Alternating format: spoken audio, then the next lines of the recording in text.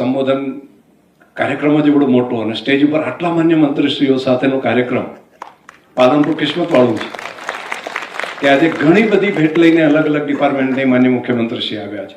અને આ અનિકેતભાઈ છે ને એ હમણાં ધીમે ધીમે બોલતા હતા, પણ 1000 કરોડના કામમાંથી 800 કરોડ તો એકલા પાલનપુરના છે. એટલે એ બોલે ધીમું પણ પાલનપુરને ખૂબ મોટો લાભ એમણે સરસ મજાનો અપાવ્યો છે.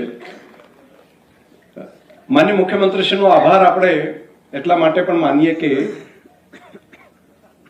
જે શરૂઆત મોદી સાહેબે આપણા માટે કરી હતી, આપણો સૂકો પ્રદેશ, પાણી વગરનો પ્રદેશ, અને પાણી એ સૌથી મોટી બનાસકાંઠાની આપણી સમસ્યા, તો સૌથી પહેલા એક નર્મદાની નહેર લાવ્યા.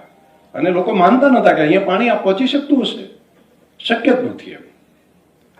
પરંતુ માત્ર ત્યાંથી કેવડિયા કોલોનીથી પાણી કેનાલો બની એટલું નહીં, પરંતુ મોટા ભાગનો વિસ્તાર એ એક પશ્ચિમ બનાસકાંઠાનો જે વિસ્તાર છે એના લગભગ 5 થી વધારે તાલુકાની અંદર સિંચાઈ માટેનું કામ એ પહેલી નર્મદાની કેનાલથી થયું.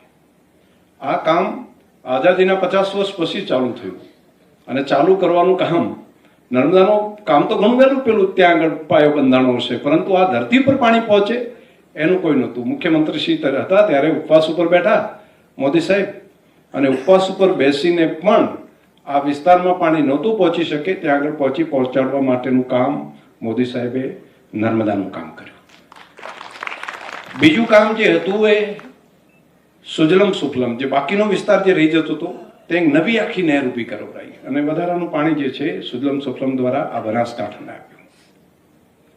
અને એ પછી ઘણો બધો વિસ્તાર એવો કે જે સુજલમ સુફલમ અને નર્મદાની નહેરથી પણ પાણી ના પહોંચી શકે અને ગ્રેવિટીથી આવી શકે એવું બધા એન્જિનિયરો કીધું કે શક્ય નથી. પરંતુ આ મક્કમ મનોબળના માન્ય મુખ્યમંત્રીશ્રીએ બનાસકાંઠા જિલ્લાની અંદર 5 કરતાં વધારે અલગ અલગ પાઇપલાઇનો નાખીને તેના માધ્યમથી બનાસકાંઠા જિલ્લાના મોટા ભાગના ગામોના તળાવ ભરવા માટેનું ઐતિહાસિક કામ કર્યું છે.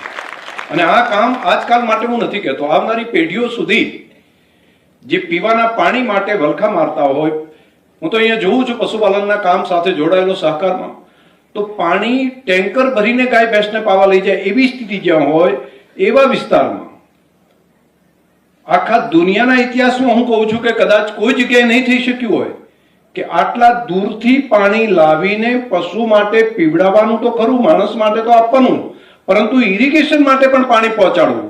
અને પાણી પહોંચાડવું એટલું નહીં, વોટર રિચાર્જ કરવું, નર્મદાનું પાણી લાવીને બનાસકાંઠાના તળ સુધી પહોંચાડવું.